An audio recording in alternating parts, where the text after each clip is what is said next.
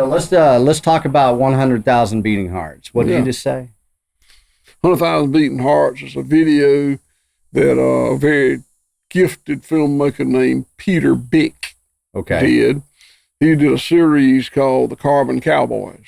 Right. And the one he did on us was called 100,000 Beating Hearts. And Peter has become a very good friend of mine. Really? And we've had a number of people come in and do videos through the years.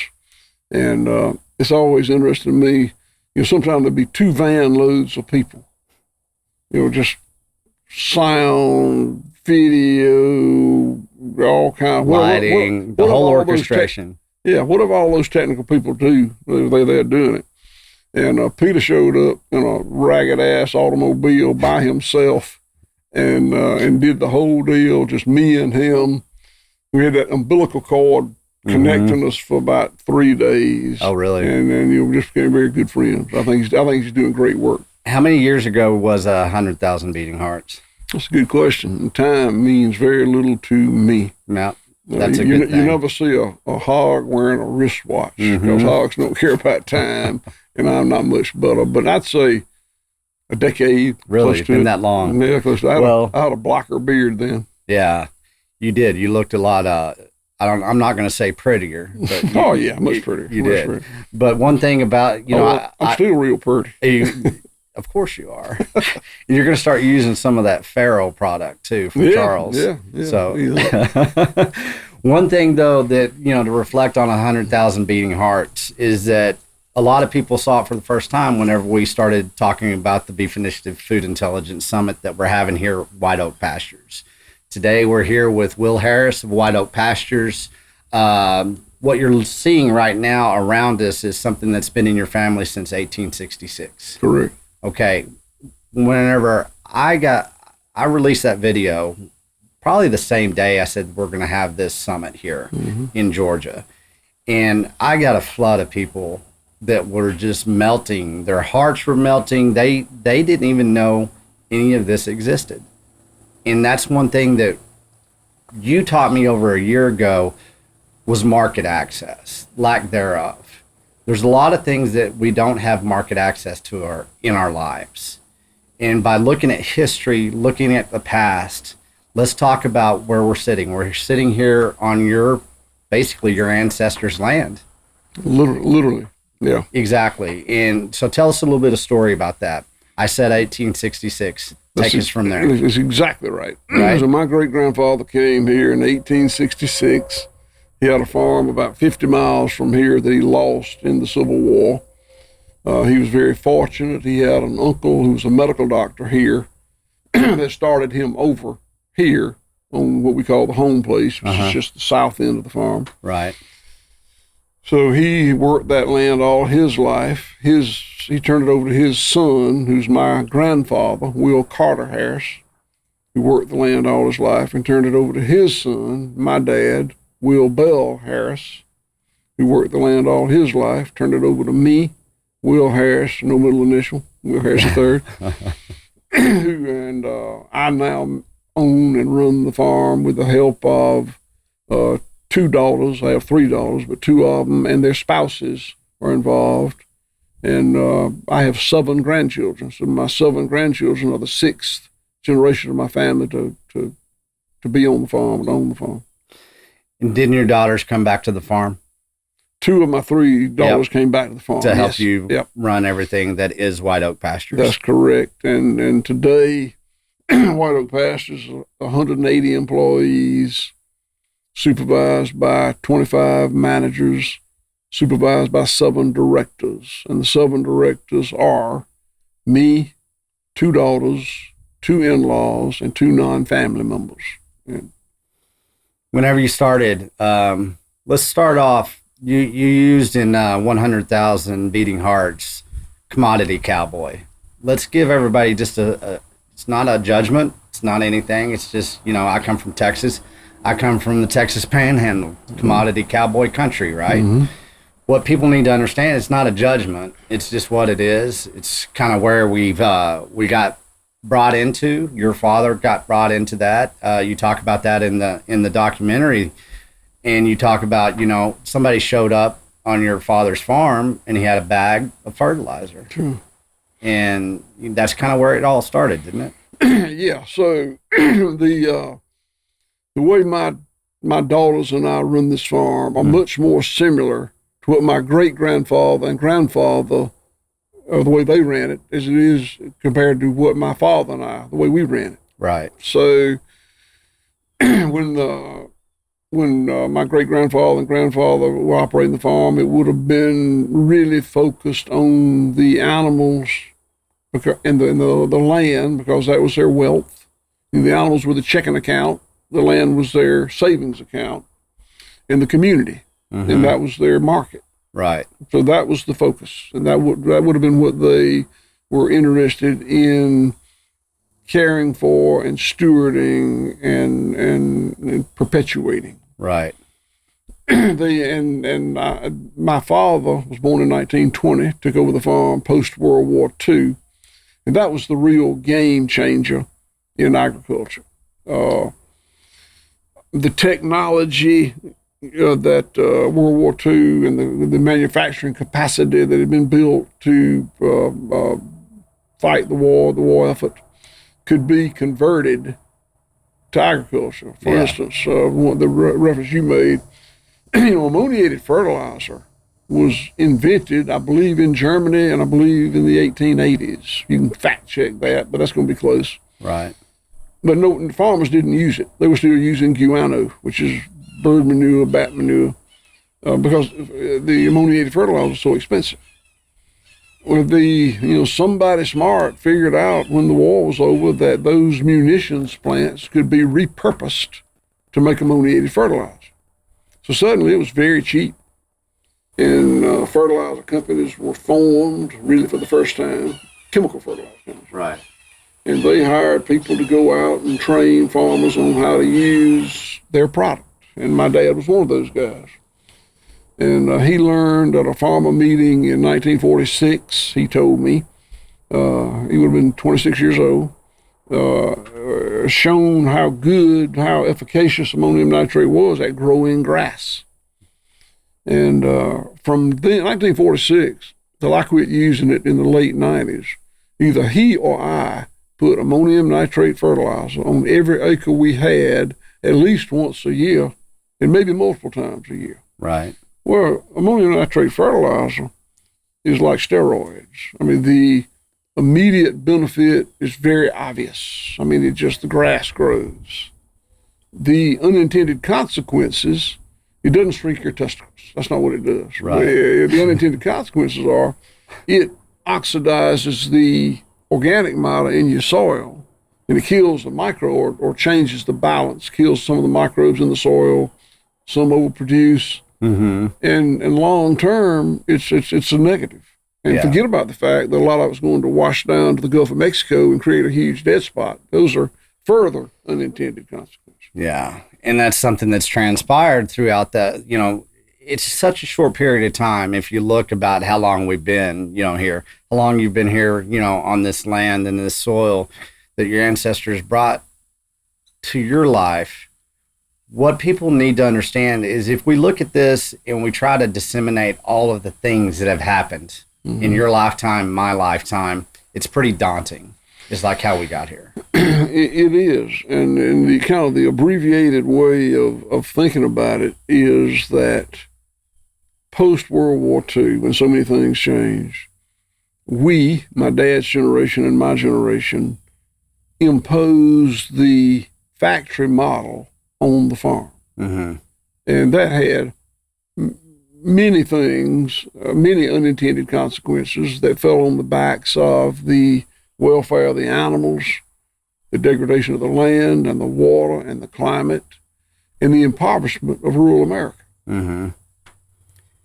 Well, and one thing that, I was driving here yesterday, and I come from West Texas, and the impoverishment of rural Texas, it's the same as the impoverishment of rural Georgia. And, we're here in Bluffton, and Bluffton, Georgia is not big. It's small, but it's rural America. And you can see the decay. You can see a lot of things that most people now in our modern times, they never even give themselves the opportunity to take a stance and look at, to pause and maybe reflect, say, why are we here? Why has rural America gone away? Why are we in such this industrial shift that has happened? And it seems like it's happened overnight, but it's been a gradual burn. It's a gradual burn. Well, by saying that, you basically introduce a gradual burn back into how this land was basically run back in 1866.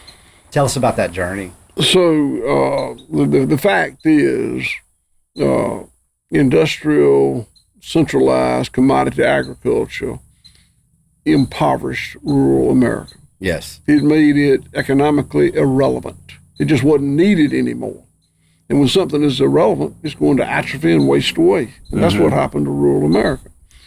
Bluffton is a fantastic example of that, because this town has never had any economy other than the agrarian economy. Right. Bluffton never had a railroad, never had a factory, never had a mill. It was a prosperous, thriving little town based on the agrarian economy. When we started changing things, it became relevant again. Yes. So we think we're good at three things and three things only. We think we're really good at animal welfare. We understand it, and I can talk to you about it all day. We think we're really good at regenerative land management. And it's my passion. I can talk to you about it all day. And then we think we're good at rural community building. Yes. Now, what's interesting to me is those first two, animal husbandry and land stewardship, were very studied changes. I've been involved in both for 20 years. I graduated from the University of Georgia College of Agriculture, came home and practiced industrial land and animal management, factory farm model for 20 years, and liked it less and less, so I chose to change it. And it was very thoughted. I thought about what I was going to do. I never considered the third one, which is the rural revival, we call it. Right. Because, and I didn't do anything to make it better, intentionally. The town had been in decay literally all my life. Yeah. I was born in 1954. It started in 1945 or 6 or whatever. So all my life, it was in decay, and I thought that was just the way it was, and had no idea that anybody could do anything about it, and knew damn well I couldn't do anything about it. Right. So I set about working on the things that I knew I could control, which is the animal management and land management, and noticed that the town was prospering again. And I'll use that word, prospering. Right. And what happened is economically, I went from 2 or 3 minimum wage employees to 180 employees, a payroll of $1,000 a week to a payroll of $100,000 a week. And it attracted great people, young people, educated, passionate people. And they needed a place to eat and sleep and shop and drink and play and live. And we created those. And suddenly the town became like magic. It became relevant again. And kind of didn't even notice it till it happened. And kind of people would say, well, this is a nice little place. And I'd say, shit, it is a nice little place. Yeah. And it is. It is. Not much over a decade ago, this was as literally a ghost town as you could find. You couldn't buy anything in this town except a postage stamp about 2 hours a day, and I never could catch them there at the post office. That was it. That was it. There's a little peanut buying point that's open seasonally, and nothing else was here, and nobody lived here except old people. Yeah. And for the most part, people that couldn't afford to move anywhere else. They'd inherited a house, and they were just using it up. So this is interesting. This town, Bluffton, Georgia, had 0 new housing starts. Right. From 1972 until 2016. This is an incorporated town, eastern Mississippi. 0 new housing starts for, what is that, 40-something years? Yeah. In 2016, 2 of my directors built really nice houses. So in 2016, Bluffton, Georgia was the fastest growing city on the planet as a percentage. That's a perfect perspective. Yeah. It really is. And it's quality. We got nice people. Of course. I built my house which is not in town, it's not too far down that road. I built my house in 1983, and I don't think we've ever had a key to the door. I mean, It's just been unlocked since 1983, and never had a problem. My Jeep's parked right over there. There's a nice rifle, and all 4 windows are down. And if I leave it all night, it'll still be there tomorrow. You feel pretty peace of mind.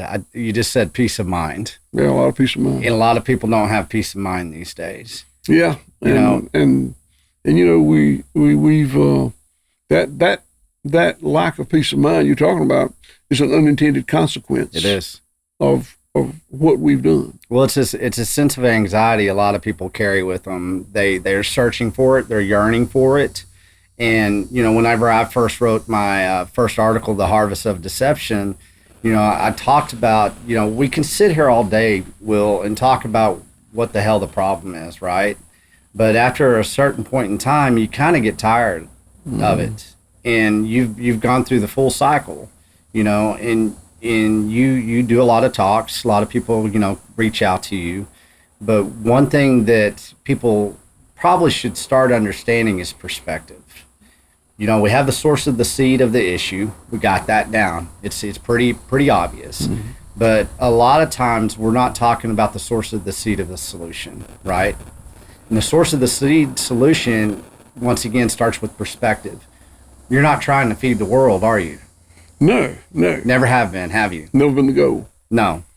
And one thing what got hijacked in people's mindsets is that we were going to go out and feed a nation whenever we started basically trying to feed the world. Well, how many times have we been told the American farmer feeds the world? Yeah. I mean, that's been deeply seeded in the culture, the post-World War II culture is, we feed the world. Yeah. And never, for me, that has never been the goal. We operate, we actually, I don't want to be a hypocrite here. Sure. We actually ship product to 48 states through UPS or FedEx or whatever. Okay. Don't want to. Why? Yeah, but why do you do it? You beat me to it. All right. We don't want to. I do it because the demand for my product is not great enough that I can sell enough locally to make my business work. I have to, we have to. So to back up, I had no debt. I inherited a nice farm with no debt. We borrowed money and built a red meat packing plant and a poultry packing plant, USDA inspected, both here on the farm. And suddenly I had to sell a certain amount of stuff to make it all cash flow. Right. And the demand for my product is not great enough locally in my community for me to sell enough to make it all work. This is one of the poorest counties in the United States. Sure. So in order to do sufficient volume to make it all work, we ship to 48 states, but we don't want to. Right. We want to set it all in as close a proximity as possible. My business model is not highly scalable. We can talk more about that in a minute. Sure. But it is highly replicatable. So we don't need a small number of huge white oak pastures feeding the nation and feeding the world. No. We need a lot of little white oak pastures feeding their community. And the community can be, that's relative. I mean, it can be a county or 3 counties or a state. I don't know how all that arithmetic works out. Sure. But I do know that this highly replicatable model can be done again and again and again. and it doesn't work to scale it up big. That's some of the problems we got now is from, in a linear way, scaling things up real big. Yeah, I mean, we talk about vertical integration. You know, we talk about vertical integration from the soil to the fork. Talk about vertical integration, that same integration is the vertical integration back into health.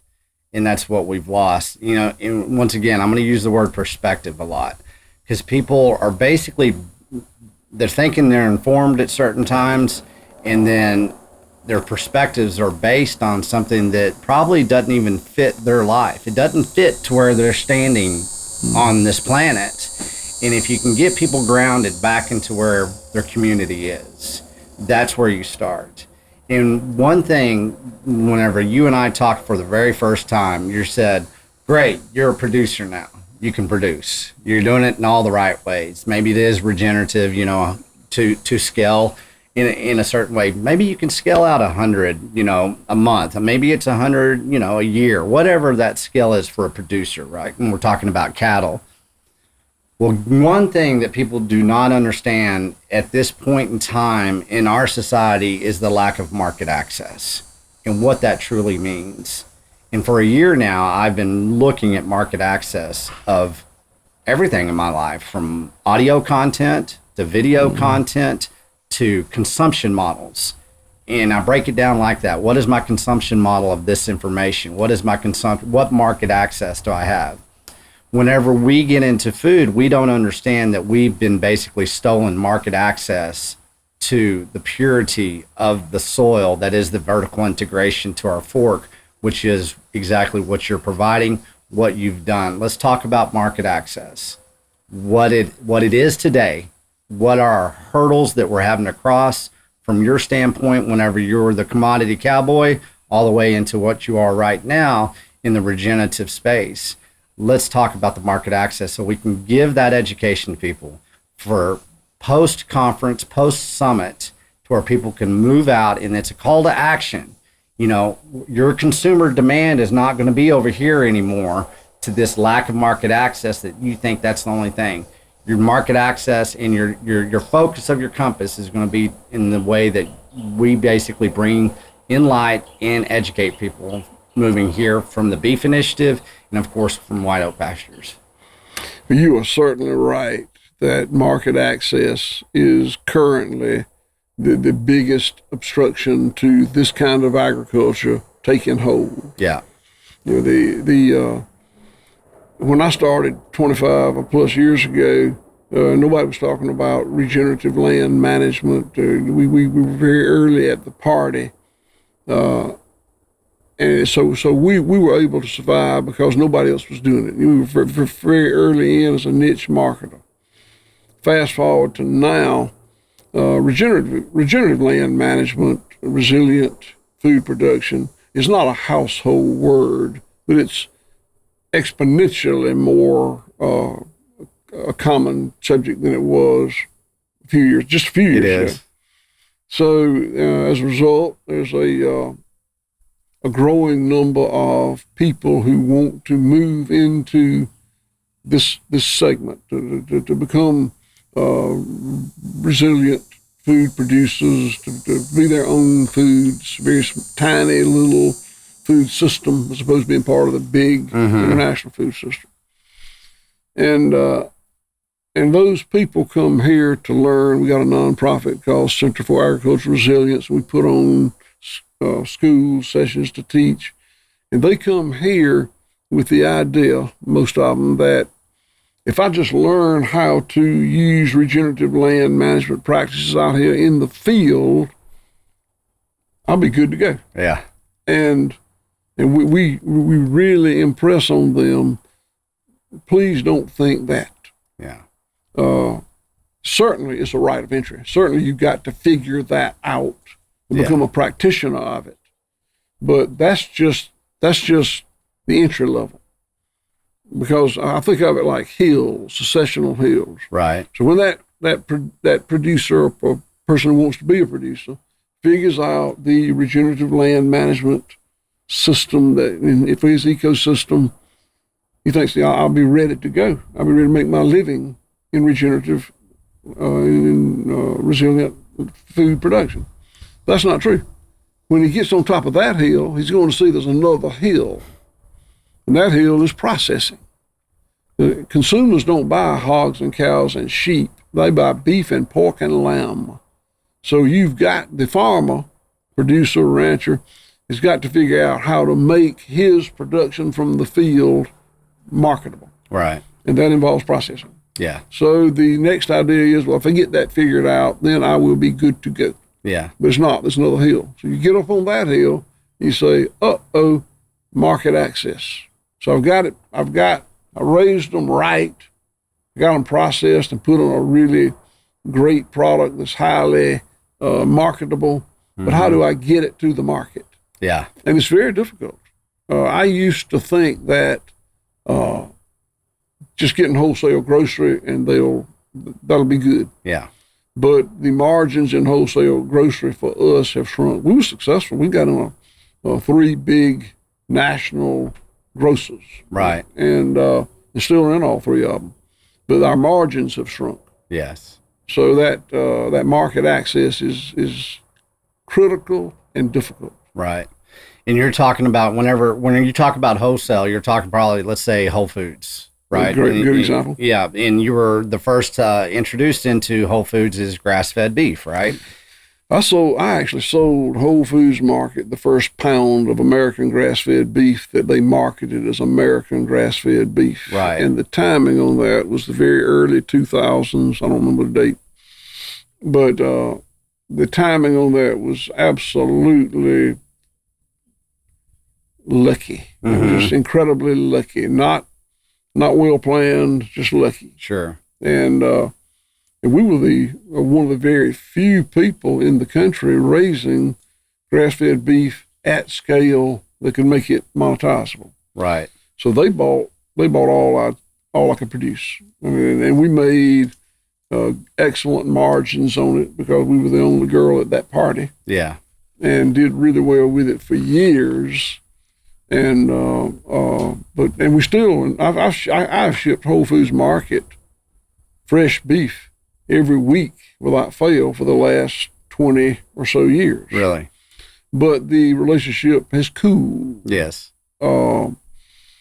Because other people, especially imports, have come in, and there's some real problems with that. Beef can be imported into this country and marketed as American grass-fed beef when it was born and raised and slaughtered in Uruguay or New Zealand or Australia. Brazil. It's across the board now. It is legally fraudulent. And I have no problem talking about the processing centers. Where I come from, Texas Panhandle, we've got the big 4 processor packers. And once again, this is what people don't understand. You talked about processing centers in market access. Let's say in Texas, I think there's over 200 mothballed processing centers. Wow. That we used to have that were community based. Texas has 254 counties. Pretty much you could look back, we'll say back in the 1950s, that you had over 200 microprocessing centers. It's not that we're trying to do something new. What we're doing is we're borrowing off the past. We're leveraging what they were able to do as far as, number one, feed their community and not the world. And that's how they approached it. That was their perspective. That was their intent. They didn't basically even have to worry about feeding the world, because how you feed the world is you feed your community first. And you said, in the beginning you weren't into building community, but it goes hand in hand. It does. And it creates that energy, that will of energy within. It's that vibration, from the vibration from the soil, the earth, all the way to the animal, all the way to us. And it's never ending. And the big 4 processor packers have basically stolen that from us. A lot of people don't realize that a lot of good American beef is shipped overseas. Oh, yeah, it's incredible. And they don't, the percentages, maybe better than me as far as percentages of our beef that gets shipped overseas. And then, you know, this beef that does, I call it the Brazilian cattle drive because people can kind of picture it. You know, JBS, one of the big processors, they're headquartered out of Brazil. You know, they've been settled out of court and fined probably in the last 10 years, close to $500 million. You know, this last year they were basically settled out of court for $56 million for price manipulation during COVID. Nobody knows this stuff. And they don't know that 80% of our animal protein is also controlled by them. Therefore, we're not really given that market access that the rest of the world does to our beef. We're not giving market access to the beef that is raised on our soil, but we're actually recycling what is being given to us with that USDA stamp. Well, that's right. And let's go back to that. Sure. So, if you think about it, I continue to go back to this post World War II because that's when so many things changed so dramatically. Right. And while before that there weren't huge grocery store chains, there was a few regional chains, and so we industrialized farming, which turned the farm into a factory. Monocultural, we make pigs here, we make tomatoes here, we make oranges here. Then we, from the centralization perspective, we closed all these county packing plants you talked about and centralized it to big locations. And then we commoditized it. Yeah. And that was essential because no longer was I selling my beef to the local processor. We was shipping truckloads to what we used to call the Southern Slate feeding area, and they had to be commingled. So they had to have a bottom standard there that was the commodity level. So post World War II, the factory farm model, big food producing companies, and big grocery all started forming, and they co-evolved. Right. And they co-evolved to the extent that no one can make it without the other two, no two can make it without the other one. And the people in the grocery stores, many farmers say, well, they're just trying to keep me out. They're trying to not do business with me, want me not to survive. I don't believe that's the case. Right. The fact is, a small farmer does not fit in those big grocery stores. A big grocery company like Costco or Wal-Mart, any of the others that we could name, needs, the guy that's handling beef for them needs to be able to pick up the phone and say, I need 8 loads, 48,000 pounds each of 6-ounce fillets delivered to the following warehouses this week. Thank you. But nobody can do that except JBS, Tyson, Purdue, the big meat companies. Right. So for them to say, well, I want to support Paul Will Harris and White Oak Pasture in Bluffton, Georgia, is an incredible inefficiency and inconvenience for them. So they're not evil people out to shut us out. Now, big food may be. Yes. They may be. Big ag may be. Yes. But it's just that we don't fit in the model.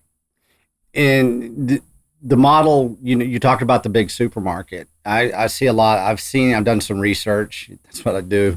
But you see a lot of the supermarkets actually were established in 1971, right around that time. Yeah. And that's whenever we did. Of course, Eric Butt said, you know, hey, we're going to go fence to fence. You know, we're going to go feed the world. Yeah. You know, we're going to monocrop. Yeah. You know, go big, go home. Go big, get big, get out. Yeah. And that's basically when, in unison, symbiotically, that's when all this happened.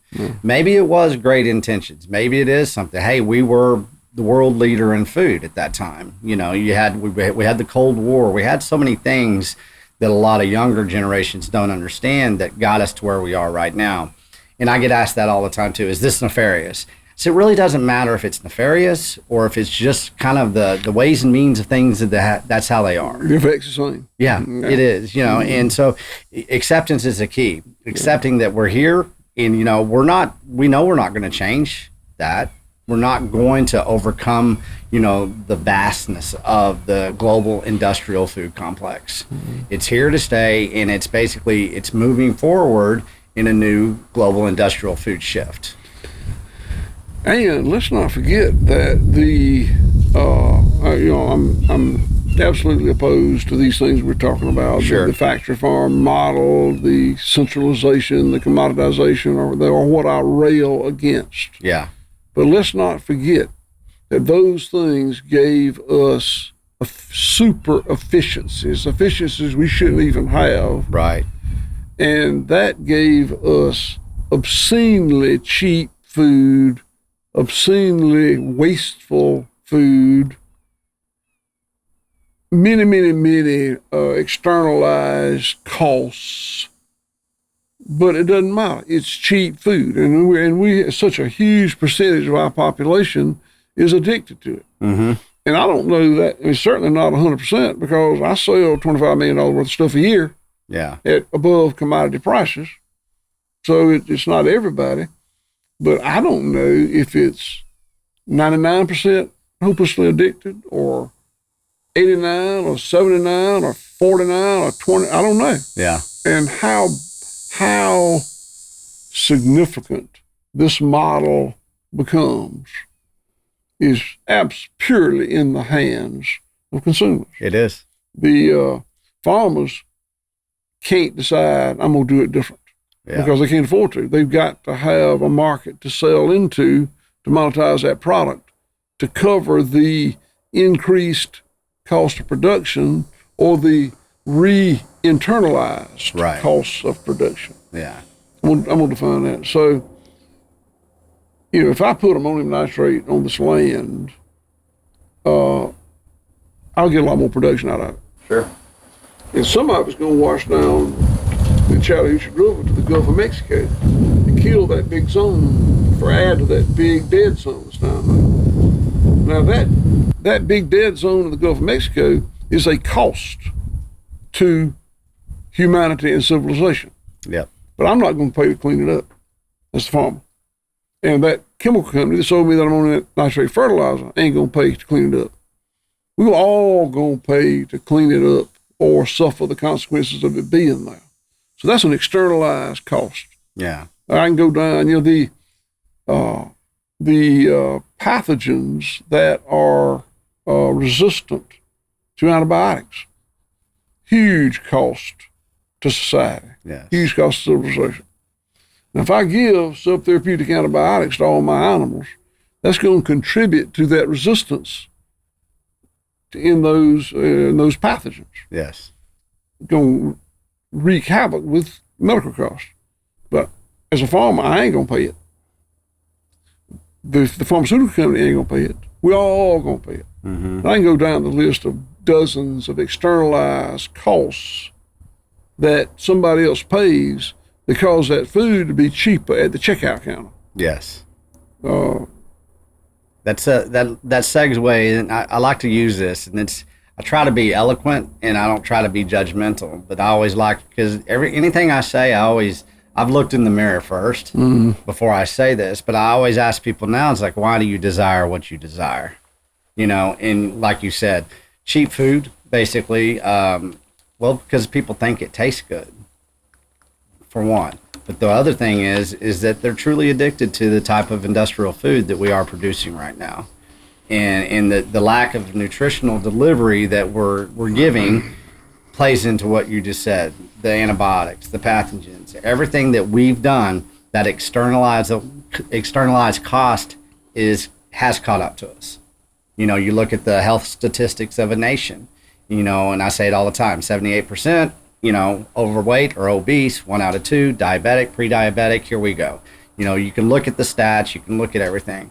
But I don't think you can argue that the same path that we've taken since, let's say, from Eric Butt saying go big or go home, that our health has declined. And are we going to reach everybody across the world with this? Are we going to create that awareness? We don't know yet. We are not trying to change the global industrial food industry. We're trying to change the individual based on basically accountability, to where we're not going to be part of that. Let's not play a part in that dead zone in the Gulf of Mexico.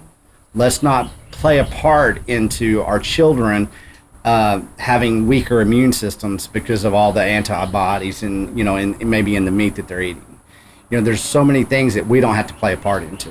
We don't have to ask permission to exit out of that, but what we can do as consumers, and this is the biggest thing, all of this, if there is issues, if you agree that there are issues, it's because of our personal consumer demand is pointed in the wrong direction based on a sense of complacency that got us there for a desire for convenience. And there are people out there, a lot of them, that want to do the right thing. There is. They just hadn't made the conversion in their mind. There's a lot of free trade coffee sold. People pay extra for it because they want to know that the people that harvested that coffee were treated well and paid fairly. Yeah. Now, free trade coffee don't taste any better than regular coffee. But those people feel that burden of conscience. They want to do the right thing. Mm-hmm.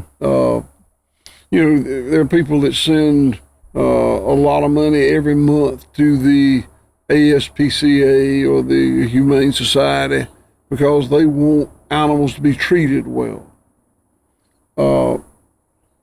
It doesn't do them any good other than they feel better about making a contribution to righting a wrong situation. Sure.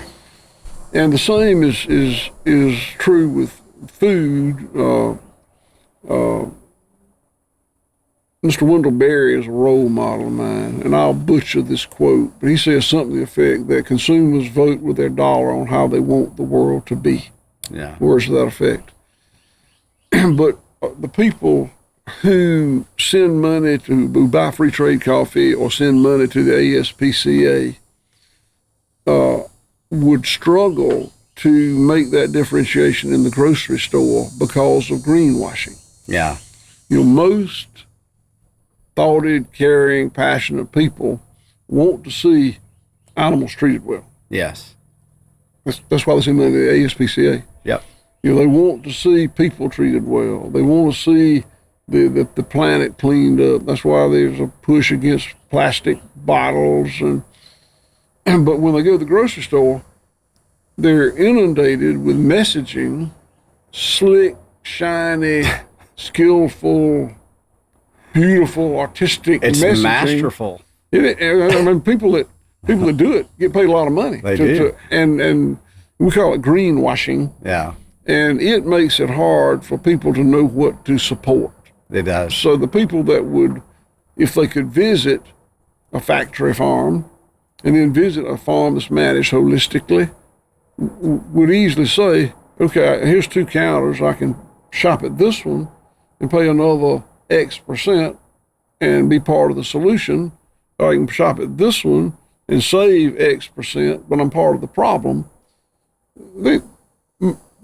Many people, probably most people, would be part of the solution. Sure.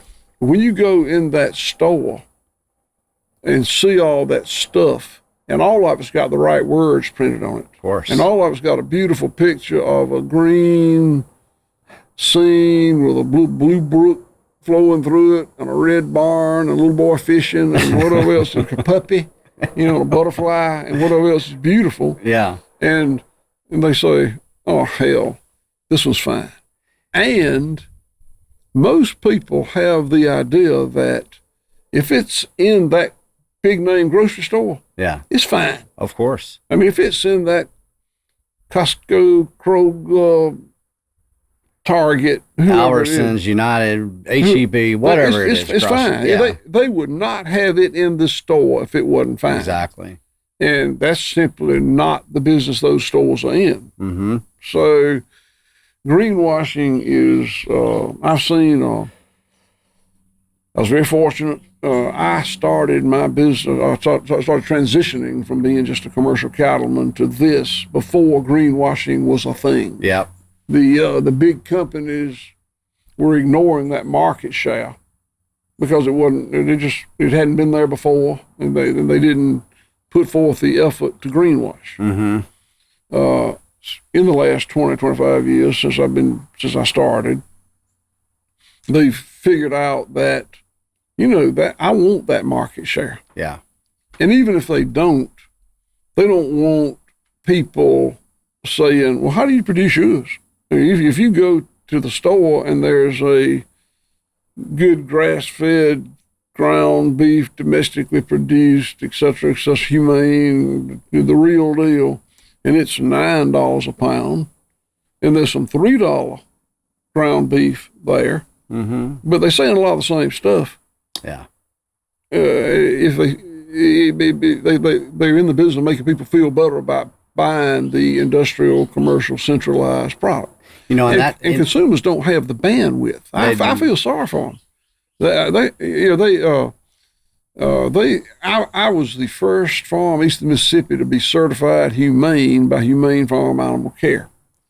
Adele Douglas started that. And when I saw that certification, I said, hell yeah, that's what I've been looking for. Right. I can quit telling people how good I am. They can just see the seal and save all that communication. Yeah. And I was a great advocate. And I tell you, we've had at different points in time just about every meaningful certification there is, from certified organic to Global Animal Partnership Step 5 Plus. There weren't many of those in the country. We've had them all. And now I am really opposed to certifications because that's been used to greenwash. It is. So now there are so many certifications that are such low-hanging fruit that you cannot do anything different to get certified. Yeah. So that consumer who struggles with bandwidth goes in the store wanting to spend their money on the right thing, and then look up and say, shit, they're all certified.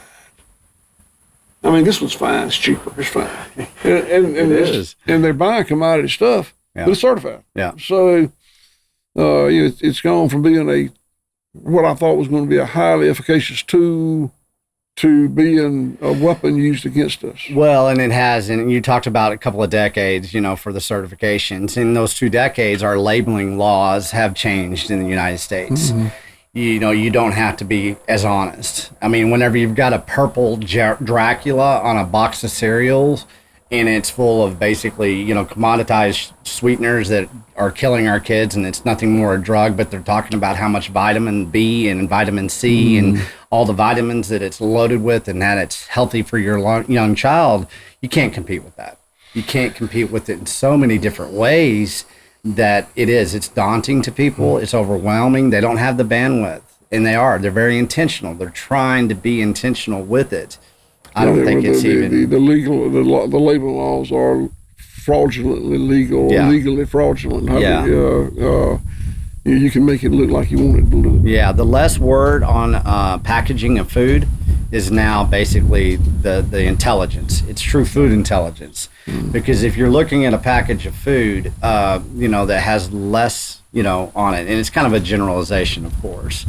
But whenever I first started the Beef Initiative, I said, the only certification you need to do and what you need to understand is that you need to go shake a rancher's hand. Because somebody like Will Harris, or Jason Rick, or Justin Trammell, or Cole Bolton, everybody that's come through the Beef Initiative, first and foremost, you're an educator.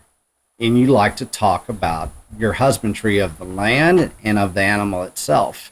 And once you have that relationship built with that type of a person and the type of dialogue that happens from there, you don't need labels anymore. Well, you're exactly right. And you're right about knowing your farmer. Mm-hmm. And that is so horribly inconvenient for these consumers. It is. You can't depend on anything you read or see. You got to know something about the system it came from. And thank God for social media. Yeah. Thank God for social media. I don't use it much, but I appreciate it. The only sword and shield that I have against greenwashing is transparency and authenticity. There you go. I need to be, I got to tell them exactly what we do. It's not all perfect. Mm-hmm. Exactly what we do and show it to them. Mm-hmm. And as you know, because you're here, I'm remote. We're 50 miles from a Wal-Mart. Yeah. And when I say that, I'm bragging. I'm bragging. I know it. But I'm also making the point that you can't get 50 miles from a Walmart many places east of Mississippi. No. But we are. So that's how remote we are. Yeah. So we want people to come here. And to get people to come here, we built cabins for them to lodge in and an RV park for them to stay in and a restaurant and a store and whatever else we could do to make it, and have tours and have schools and whatever we could do to make it convenient for people to come. But still, very limited how many of them are coming here. Yeah. But there's the social media. And my daughter runs it for us. And she puts up everything we do. We show what's pretty. We show what's not so pretty. I'm not going to say we show the ugliest, but we show. Right. We try to be very fair and even-handed with it. And people can look at it. And, the argument would be, well, I mean, you can put anything you want to on social media. Yeah, you can. But if you have complete transparency that anybody can come look, and it's on social media, you're kept honest. Yeah. On any given day, we probably got 24 people, visitors on this farm, kicking the tires somewhere. Yeah. And they can go in the slaughter plant, they can go on the kill floor, they can go in all the, they can go anywhere they want to go. Mm-hmm. There's no verboten signs anywhere. Right. So that is we don't spend any money for advertising other than dedicating it to social media, trying to tell them accurately what we do, and then the transparency to come look and see, verify it. It is. It's just like whenever you and I first talked, and I was kind of telling you my idea for 2022, and you said, "Hey, let me warn you, Slim. This place it's hard to get to." It's hard to get to. And I said, "Perfect," yeah, because I wanted people to basically be intentional about this. We're also 50 miles from a regional airport, 50 miles from a Holiday Inn, 50 miles from most things. Exactly. 3 hours from Atlanta. 3 hours from You're flying Atlanta. into Destin, Tallahassee, Atlanta. Albany and Dothan. Yeah, there you go. So, but we're here. We're here pre-summit, and a lot of people are coming here today. You last night, we were talking about the numbers. We're not going to talk about the numbers, but we are having a great turnout, and that you were very excited for that. And it's hard to pull off, but what it is extremely valuable. And you said something earlier, and I want to kind of segue back a little bit. You said the wealth used to be in the animal, the cow. The wealth used to be in the land. I ask this question all the time right now. If you're out there, not Will Harris, not White Oak Pastures, where's the value of the cow for the commodity cowboy? You got to re-ask that. I don't know. Where is the value of the cow now? Where is the value? It used to be in the cow itself. The true value of the cow was truly in the cow. But now, since the cow has been commoditized, the grains have been commoditized, the land has been commoditized, where's the value of the cow anymore? Where's the true wealth of the cow? If I'm understanding that correctly, what I would tell you is that the food system has been hijacked by large international, multinational corporations, mostly stock companies. Right. And the part they didn't hijack was the production here in the field. Yeah. Because that's where the greatest capital outlay was with the lowest return on it. Right. So the input side has really been hijacked. Yeah. That's the starting of the linear system here. It's very linear, not cyclical. Mm-hmm. And that's where you've got the Monsanto's, Bayer now, John Deere, the fertilizer companies, crop insurance companies, pharmaceutical companies, all the big multinational players that sell inputs into the farm. Yep. Then the farmer does what the farmer does and produces the commodity. I want to talk about commodities more in a minute, Sure. but produces the commodity. Yeah. The commodity is sold to the big multinational, what I call big ag. That would be Smithfield, Cargill, JBS, whoever. And these are name brands. So Yes. from name brands on the farmers selling back to name brands. Then they sell it to probably maybe for the processors like Kellogg's or PepsiCo or Coca-Cola or Unilever. Yeah. All those you've seen. We've all seen the chart on the internet that 10 companies own everything. Yeah. And then they sell it to the big retailers, McDonald's and Wal-Mart and whoever. Yeah. So you've got this linear chain, and the farmers occupy this place in the middle of it, almost in perfect competition with each other, buying from and selling to these oligopolies on either side. Yeah. So it's a really bad place to be. And that place is being increasingly marginalized in my lifetime. Sure. I've seen a tremendous amount of it. Yeah. I want to talk a little bit about, I just used the word commodity. Yes. So the big changes that occurred post-World War II were industrialization, we talked a little bit about that, commoditization, and centralization. So the industrialization brought the factory model to the farm. It was just hell on the land, the animals, rural community. Commoditization is what I think made the food bad. Okay. So there was a time when we fed ourselves, when if I was a tomato grower in Bluffton, Georgia, I wanted to raise the best tomatoes possible, because I was going to sell those tomatoes to people here who knew me, and I not just pride of ownership, not just hubris. I want to get more for my tomatoes. Yeah. And if I had the reputation generationally of Will Harris's tomatoes are way better than everybody else's, probably get twice as much. Yep. There's economic incentive to make it the best it could be. The same would be true for wheat to the miller, pigs to the butcher, oranges, whatever. If you were a commodity farmer, it wasn't commodity. If you were a farmer, you wanted to put as much value as you could into your product so you could extract it from the market and be more prosperous. Yeah. All right. And it was a race to the top. Everybody trying to have the best they could have. So post-World War II, there you go again, we commoditized. And we commoditized these things so we could have big companies put them all in a big pile. Didn't sell them locally anymore. So they set minimum standards. That's what commoditization is, Yeah. a minimum standard. It's the shittiest the food can be and still be marketable. So that created a race to the bottom, because then if you raised good stuff, you put value into the product you couldn't extract from the market.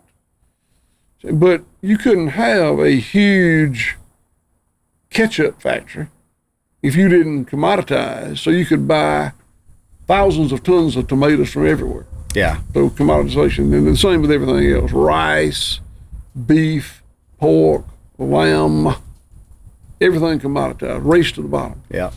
And of course, the last one I mentioned is centralization, and that's what impoverished rural America. Yes. That kind of system that was commoditized and industrialized lent itself to huge volumes of stuff being shipped somewhere else. And of course, that caused no money to stay locally. Yes. All the money went one way to the big inputs and the other way to the big accumulators and then processors. Yes. Well, it kind of went back to my question. You spelled it out perfectly. You know, the commodity. You said the value of the tomato was in the tomato because you wanted it to be the best tomato. Yeah, I understand the question now. Yep, yeah, there yeah, it was right yeah. there. The value of the cow used to be in the cow because you wanted the cow to be the best cow in your community. That way you basically were known for having the best animal protein. And could monetize it. Yep. And you get more and for you can monetize it and be more. And that made everybody basically put the value into the cow. Correct. Good point. Instead of leveraging the input, the race to the bottom, the lowest common denominator, basically. So talking about that food system, and you mentioned the fact that 80-something% of the beef is 3 or 4 different companies. Right. So let me tell you how my granddad and great-granddad ran this place. So they were large and prosperous farmers for their era. Mm-hmm. And they and their employees literally slaughtered animals on the farm 6 days a week. Yeah. 6 days a week. They had it lined up. They started at daylight, and they would slaughter a cow or a couple of hogs, or a bunch of chickens, or a bunch of turkeys, or sheep, or goat, whatever. Whatever was ready, they slaughtered it. Yeah. Then they loaded it on a wagon, mule-drawn wagon, and brought it 2 miles up the road to this town, Bluffton, where they peddled the meat. By peddle, they had a route, and they go by the boarding house. There were 2 boarding houses at that time, and say, here's what we got. And they say, yeah, well, give me that side of bacon, give me that ham, give me that chuck, give me them 3 chickens.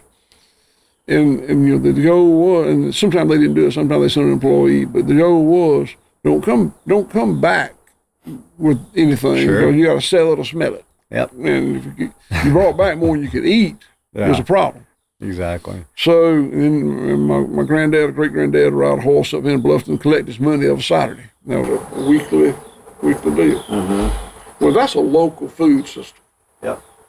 And it's very much like what I do today, except today I've got internal combustion engines instead of mules, and I've got air conditioned refrigeration instead of covering it up with a flour sack.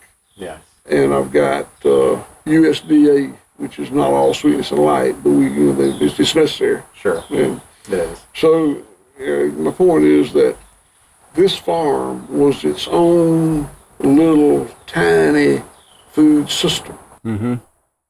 And then my dad and I were part of the big multinational food system.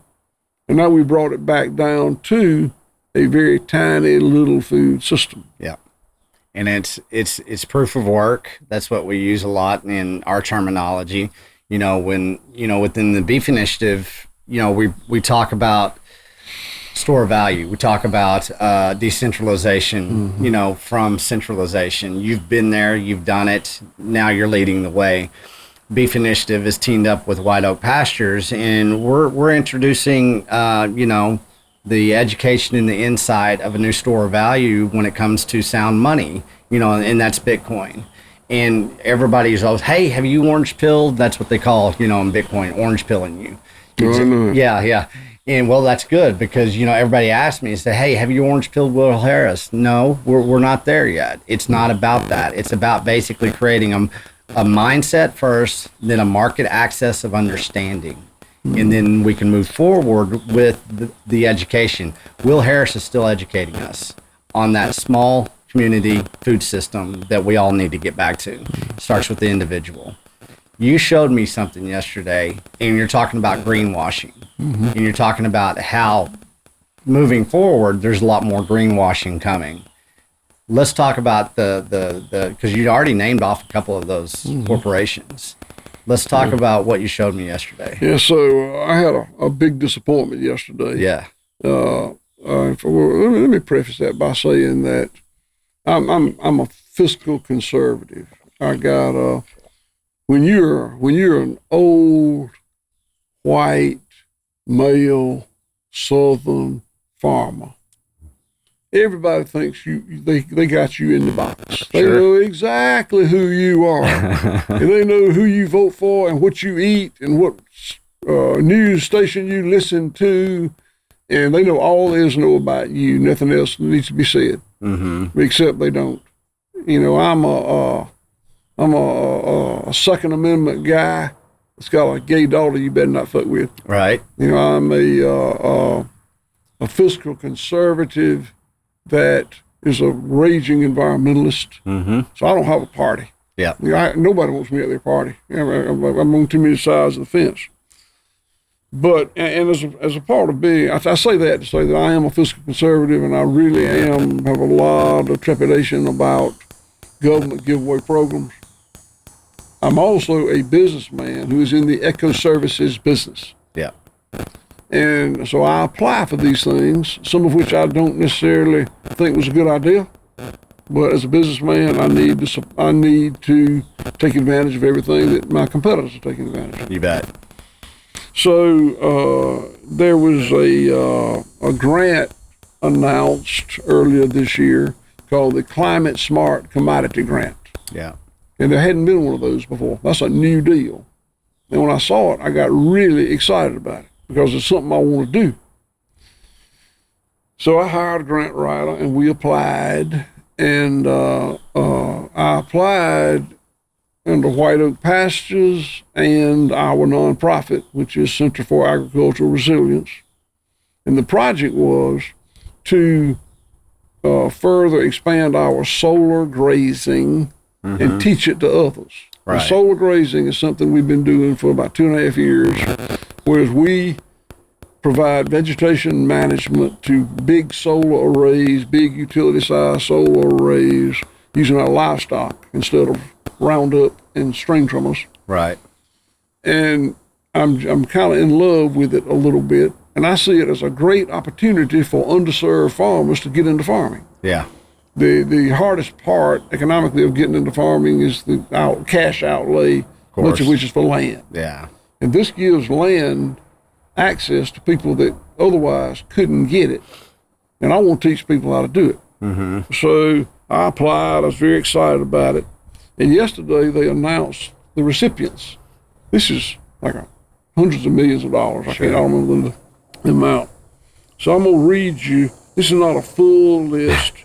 I just went through and cherry picked. Go ahead. There were some good people, I think, that got it, probably. But on the list of lead partners and major partners was, you may recognize a few of these.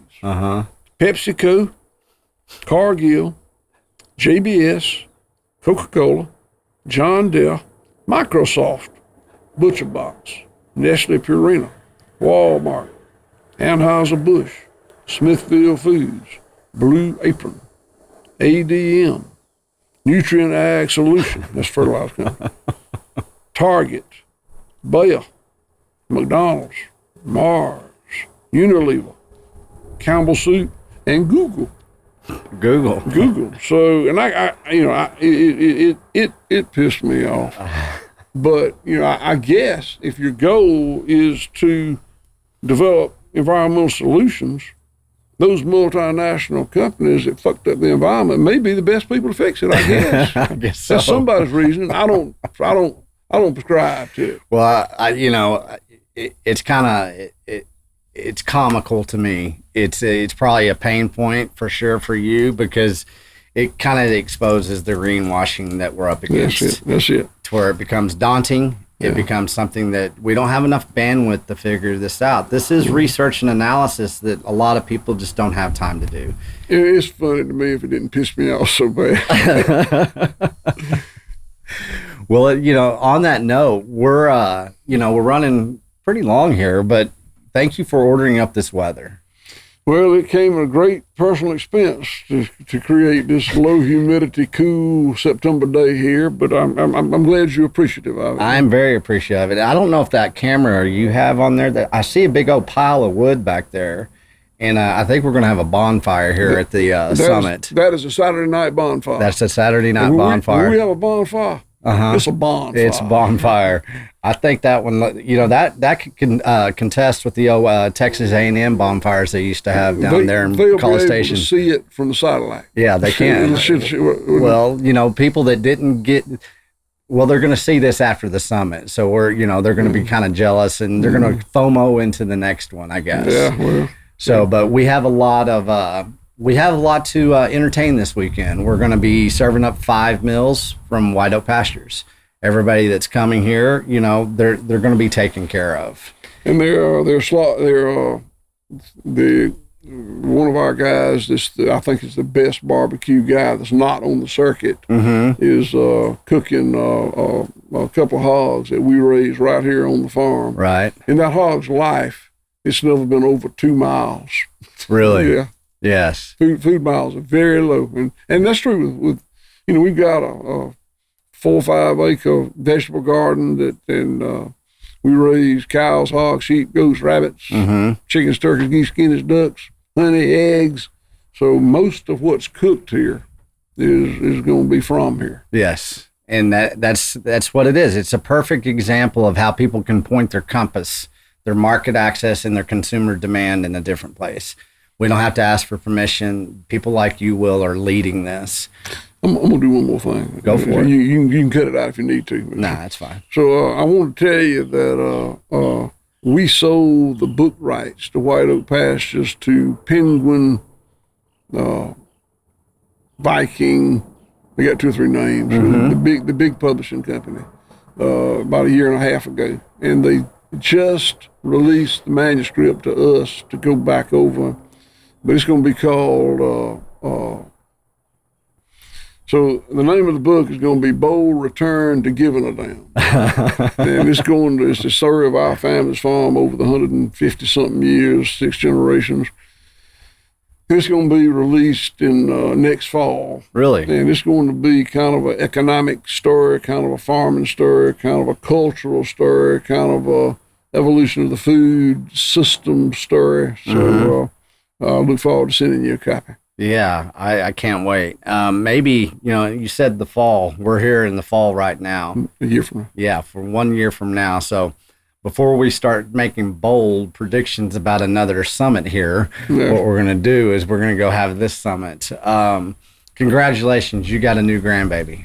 I do. That was number 6, and I got number 7 coming in about 3 weeks. Are you serious? I didn't know the one coming up behind. Oh my gosh! So they're always going to be arguing who's older. So when they have, when my father was alive, and he talked more like foghorn, leghorn than I do. Yeah. And when we start calving season, he say, "You've been back there in the hickory pasture. They thick on the ground back there. They thick on the ground."